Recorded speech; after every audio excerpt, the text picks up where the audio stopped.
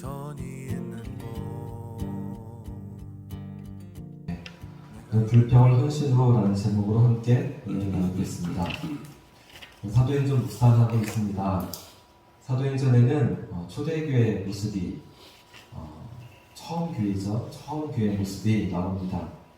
예수님이 부활하시고 승천하신 이후에 남겨진 제자들이 십자가 복음, 예수 그리스도의 십자가의 복음을 전했습니다.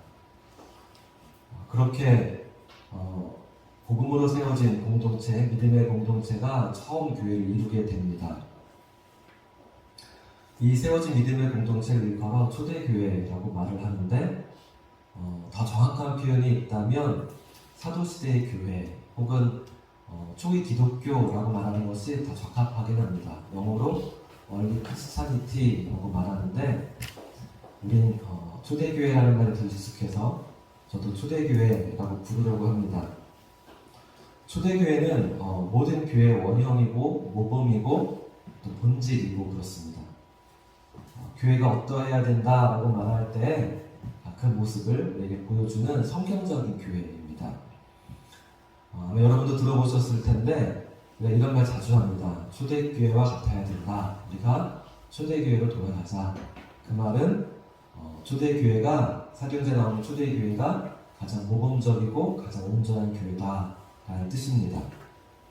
제가 지난주에 사도행전 묵상하면서 교회가 탄생하는 모습과 또 성경이 말하는 교회의 모습을 보면서 많은 감동과 은혜를 받았습니다. 성령의 역사를 따라 이 믿음의 공동체가 예루살렘과 온 유대와 사마리아와 땅끝까지 이렇게 퍼져나가는 것을 봅니다. 베드로가 설교할 때 수천 명이 회개하였고 그렇게 모인 성도들은 모든 소유를 유무상통했습니다. 자기의 것을 내 것이라고 하지 않고 가난하고 어려운 사람들에서 기꺼이 나누어 주었기 때문에 믿음의 성도들이 있는 곳에는 가난한 사람이 없었습니다. 그들은 복음을 전하다가 박해를 받으면 그것을 오히려 기뻐하는 사람들이었고 우리가 암송한 것처럼 예수 그리스도의 이름으로 연약한 자를 일으키는 능력의 사람들이었습니다. 그들은 너무나 완벽하고 또 이상적인 그런 교회였습니다. 우리가 본받아야 될 모델이며 그것이 어느 시대든지 어느 사람의 교회든지 초대교회 같아야 합니다. 교회의 본질이 이루어야 된다는 말이 맞는데 그러나 또 한편으로는 이상적이고 완벽한 교회를 보면서 그러지 못하는 내 모습이 마냥 기쁘지만은 않았습니다. 성도와 교회는 이래야 된다 라고 생각하면서 한편으로는 실제로 그러지 못하고 있는 제 모습 또 우리의 모습을 보면서 괴리감이라고 할지 자괴감이라고 할지 그런 것들이 느껴졌습니다. 굳이 코로나를 핑계대지 않아도 지금 과연 사도행전적인 교회가 얼마나 있을까 그런 궁금함도 들었습니다. 우리가 아는 가장 부흥하는 교회, 가장 건강한 교회도 이 초대교회만큼은 하지 못한다라는 생각이 듭니다. 그래서 우리가 본받아야 되는 성경적인 교회를 보며 감탄하고 감사하면서도 또 다른 한편으로는 왜 우리는 그렇게 할 수 없을까? 말하자면 초대교회를 보면서 도전을 받고 은혜를 받아야 되는데 의문이 들고 상처를 받는 그런 격입니다. 그러다가 오늘 본문을 보면서 그러면 그렇지 사람 사는 모습이 다 그렇지 라고 하는 생각이 들었습니다. 이 예루살렘 교회 안에서 갈등이 표출되었기 때문입니다. 어려운 사람을 도와주는 일에 구제하는 일에서 불평과 또 불만이 터져나왔습니다. 그들의 이런 연약한 모습을 보는데 오히려 위로가 되는 것 같고 그래서 본문을 더 주의 깊게 묵상하게 되었습니다. 예루살렘 교회 안에는 본질적으로 이렇게 두 부류의 성도들이 있었습니다. 먼저는 히브리파 유대인들인데 이들은 유대 지역에서 태어나서 거기서 자랐던 사람들입니다. 히브리어를 잘 알고 있고 유대 전통에 익숙한 사람들입니다. 반면에 헬라파 유대인들도 있었습니다. 디아스포라 유대인이라고도 부릅니다.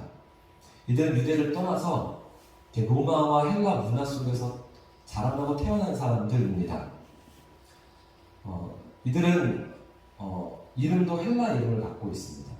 헬라식 이름이 어떤 것인지 궁금하시면 오늘 본문에 나온 7명의 집사들이 전부 헬라 이름입니다. 그러니까 이들이 다 헬라파 유대인들인 것입니다. 여러분 주위에 영어 이름 쓰는 사람들 있나요? 혹시? 많진 않을 텐데 더 많아질 거라는 생각도 듭니다. 만약 우리 교회의 절반 정도가 영어 이름을 갖고 있는 사람들이라고 한다면, 그리고 그들이 영어 문화권에서 이렇게 생활하던 사람들이라고 한다면 우리 교회 분위기가 많이 달라질 것입니다. 예루살렘 교회가 갑자기 성장하면서 여러 성도들이 이렇게 모이기 시작했는데 그 중에는 히브리파 사람들도 있었고 헬라파 사람들도 같이 있었던 겁니다. 교회가 성장하면서 가난한 사람들을 도와주는 구제 사역에서 과부하가 살짝 걸린 것 같습니다. 아마 더 어려운 사람들을 도와주겠다라는 마음으로 그 본토에 있는 가난한 사람들을 도와준 것 같은데 헬라파 사람들이 보기에는 공평하지 않다고 느껴졌습니다. 그들이 생각할 때는 12사도들이 전부 다 히브리파 정통 유대인이기 때문에 우리가 소외되는 것은 아닐까? 하는 의문도 들었습니다. 교회 안의 숫자나 영향력으로 본다면 헬라파 사람들이 훨씬 더 많습니다. 그리고 가능성도 그렇습니다. 그런데 그들은 소외되고 있는 듯한 그런 느낌이 들었습니다.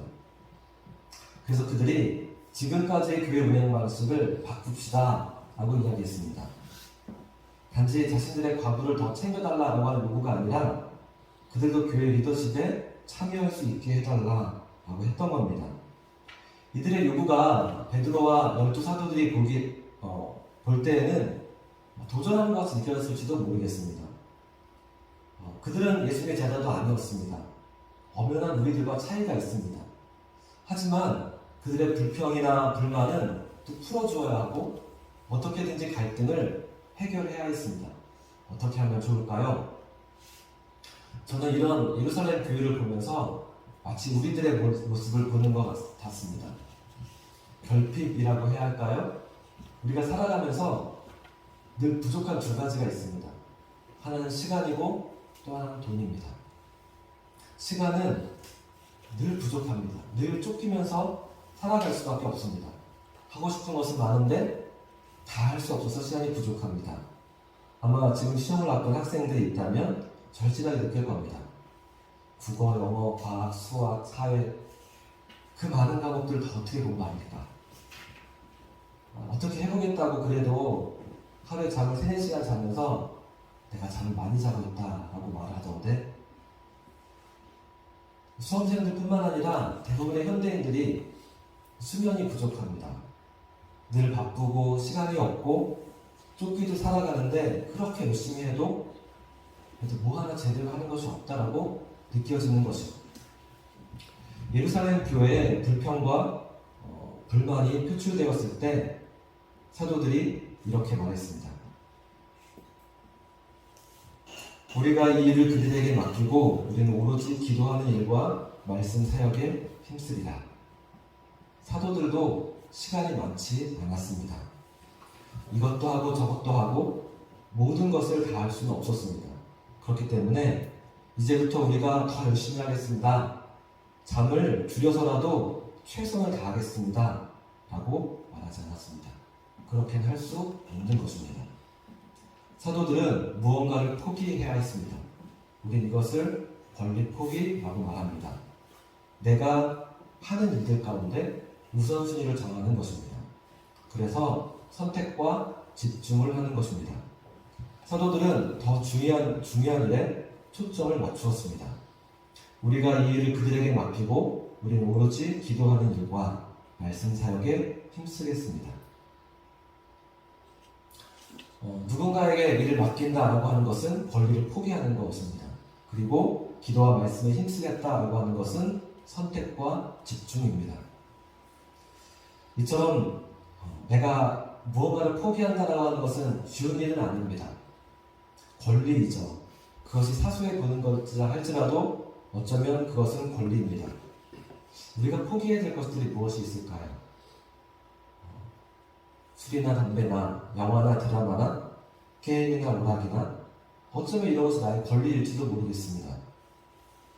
그러나 이것들이 당장은 즐겁고 호기심이 가고 또 하고 싶고 그럴지 몰라도 나를 행복하게 하지 않습니다. 나를 불행하게 만듭니다.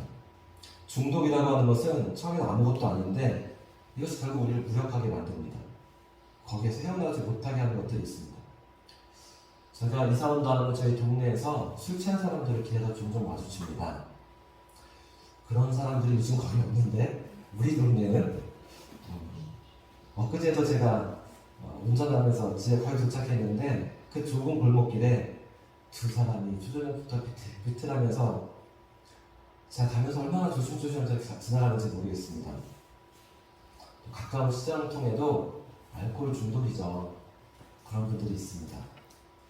행색은 정말 거짓입니다. 비틀거리면서 막 뭐라고 두 사람이 이상한 말을 막 하는데 내게 조금 오는 것 같으면 내가 굉장히 기분이 나쁘고 아이들 같이 갈 때는 이렇게 아이들을 피하게 하고 여자나 아이들이 볼 때 얼마나 불쾌할까요? 그 사람들도 처음부터 그러진 않았습니다. 우리 주위에 몸이 무너지고 마음이 무너진 사람들이 있습니다.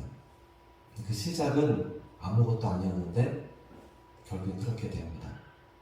요즘 스마트폰 중독이 되게 심한 것 같습니다. 게임도 그렇습니다. 그런데 지금 결단해야 합니다. 무언가를 포기해야 합니다. 내 권리라고 말할 수 있습니다. 그러나 그것을 내려놔야 됩니다. 저희 집 마당에 풀이 나갑니다. 농사하는 분들은 지금이 풀과의 전쟁하는 시기라고 말하는데 그 정도까지는 아니지만 화초에도 풀이 자꾸 나고 그 블록 사이에도 풀이 납니다. 이 풀을 언제 뽑은 것이 가장 좋을까요? 작은 새싹일 때는 쉽게 쏙쏙 뽑힙니다. 엊그제도 풀을 이렇게 앉아서 뽑으면서 주님 제 안에 좀 작은 것들 이런 것들이 있다면 하나님 보시기에 아닌 것들이 있다면 뽑아주십시오 기도했습니다. 작을 때는 금방 고칠 수 있습니다. 근데 이것이 깊어지면 풀이 자라면 그냥 손으로 뽑기 힘들어서 호미를 쓰거나 기계로 갈거나 그래야 합니다. 우리가 가진 것이 가진 시간이 충분하지 않기 때문에 성경은 세월을 아끼라 라고 말씀합니다. 올해 절반이 지나가고 있습니다. 다음 주일이 7월의 첫 번째 주일이고 우리가 맥주 감사절로 지킵니다. 올해 첫 열매를 하나님께 드리며 감사하는 정도입니다. 지난 6개월 동안 열매 맺게 하신 것에 대해서 하나님께 감사하는 시간입니다. 하나님께 진정으로 감사하는 시간 되었으면 좋겠습니다. 어쩌면 그 첫 열매가 여러분의 기말고사일지도 모르겠습니다. 할렐루야. 진정한 감사가 넘치는 맥주절이 되기를 축복합니다. 고든 맥도날드는 그의 책에서 계획하지 않은 시간이 이렇게 흘러간다라는 이야기를 합니다. 자신의 약점이 있는 곳으로 흘러간다라고 말을 합니다. 내가 잘하는 건 나의 강점, 나의 가장 유익한 것에 쓰이면 좋은데 가장 약점, 시간을 계획하지 않을 때는 쉽게 죄를 짓게 된다라고 말을 합니다. 지배적인 사람에 의해 저항된다라고 말합니다. 친구 따라서 강남 가듯이 나에게 영향력 있는 사람들에게 내가 계획하지가 않을 때는 이거 하자 그러면 끌려갈 수밖에 없고 나에게 영향력을 미친 사람에게 끌려갈 수밖에 없다라고 말합니다. 긴급한 일에 소모된다라고 말합니다. 긴급한 일이 중요한 일일 수도 있습니다. 그러나 그러면 절대로 안 됩니다. 중요한 일은 미리미리 해서 절대로 긴급한 일이 되지 않도록 해야 됩니다. 미리 시간을 계획해야 되는 이유이죠. 대중의 갈채를 받는 일에 소모된다라고 말합니다. 유행이 다 그러니까 나도 남들 하듯이 그렇게 할 수밖에 없는 흘러가는 삶을 살 수밖에 없다라고 말합니다. 어렵고 힘들수록 우리가 해야 되는 일은 단순하게 살아가는 것입니다.